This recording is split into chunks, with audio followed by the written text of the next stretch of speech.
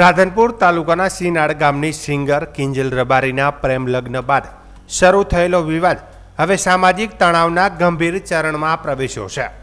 ઘટનાના પડઘા બાબર તાલુકાના રૂણી ગામ સુધી પહોંચતા આજે ચૌધરી સમાજ દ્વારા વિશાળ મહાસંમેલન યોજાયું હતું, જેમાં ઉત્તર ગુજરાત ઉપરાંત રાજસ્થાનથી પણ આજના ચૌધરી સમાજના આગેવાનો અને મોટી સંખ્યામાં લોકો હાજર રહ્યા હતા. સંમેલનમાં સમાજના સોમાન અને પરંપરા મુદ્દે ઉશ્કેરાયેલા સ્વરો વચ્ચે બેઠક પૂર્ણ થતાં જ ટોળું દીકરીને પરત લાવવા ઓગડના ઊણ ગામ તરફ કૂચ કર્યું હતું. ઊણ ગામે પહોંચતા જ વાતાવરણ તંગ બની ગયું અને થોડી જ વારમાં પરિસ્થિતિ બેકાબૂ બની ગઈ હતી. ઉશ્કેરાયેલા ટોળાએ અનેક વાહનોમાં તોડફોડ કરી કાચ ફોડી નાખ્યા અને અંદાજે 3 કિલોમીટર સુધી હાઈવે બ્લોક કરી દીધો હતો, જેના કારણે વાહન વ્યવહાર ખોરવાયો અને સામાન્ય જનજીવન પર સીધી અસર પડી હતી. ઘટનાના વિડીયો સોશિયલ મીડિયા પર વાયરલ થતાં લોકોમાં ભય અને ચિંતા ફેલાઈ ગઈ હતી. ઘટનાની જાણ થતાં જ પોલીસ તંત્ર તાત્કાલિક હરકતમાં આવ્યું. ડીવાયએસપી, પીઆઈ સહિતનો મોટો કાફલો ઘટના સ્થળ પર પહોંચ્યો હતો. તે દરમિયાન ટોળા દ્વારા પોલીસ પર પથ્થરમારો પણ કરવામાં આવતા પરિસ્થિતિ વધુ વણસી ગઈ હતી, જેને પગલે પોલીસે લાઠીચાર્જ કરીને ટોળાને વેરવિખેર કરવાનો પ્રયાસ કર્યો હતો. મળતી માહિતી મુજબ મહાસંમેલન બાદ લગભગ 60થી 70% લોકો શાંતિથી પરત ફરી ગયા હતા, જ્યારે બાકીના 30% લોકો જેમની પાસે કોઈ આગેવાની ન હતી તેઓ સીધા ઊણ ગામે પહોંચી હંગામો મચાવ્યો હતો. ઊણ ગામમાં હાલ યુવક કે યુવતી હાજર નથી, માત્ર યુવકની અશક્ત માતા રહે છે. તેમ છતાં ટોળાએ દીકરી પરત આપોના નારા સાથે ઉગ્ર વિરોધ નોંધાવ્યો હતો. મહાસંમેલનમાં સર્વસંમતિથી કંકુ ચૌધરીને પરત લાવવા માટે રબારી સમાજ સમક્ષ માગણી કરવાની વાત સામે આવી હતી.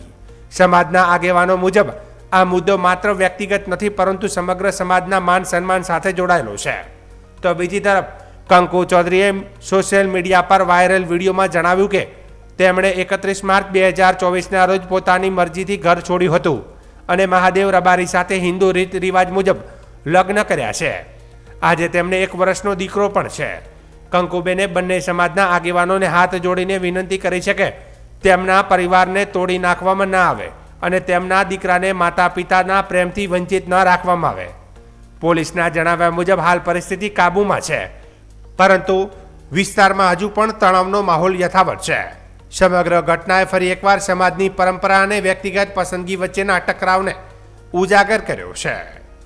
આ સમગ્ર મામલે સૌથી મોટો પ્રશ્ન એ ઊભો થાય છે કે જો પુખ્ત વયના યુવક યુવતીએ પોતાની મરજીથી લગ્ન કર્યા હોય અને હવે તેમના બાળક સાથે પરિવાર જીવન જીવી રહ્યા હોય તો સમાજ દ્વારા તેમને પરત લાવવાની માંગ કેટલી હદે યોગ્ય ગણાય? જય દ્વારકાધીશ. મારું નામ ચૌધરી કંકુબેન જગમાલભાઈ, મારું ગામ રૂની.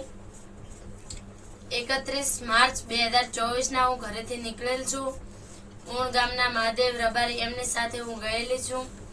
હિન્દુ રીત રિવાજ મુજબ મેં લગ્ન પણ કરી લીધા છે અને મારે 1 વર્ષનો છોકરો પણ છે.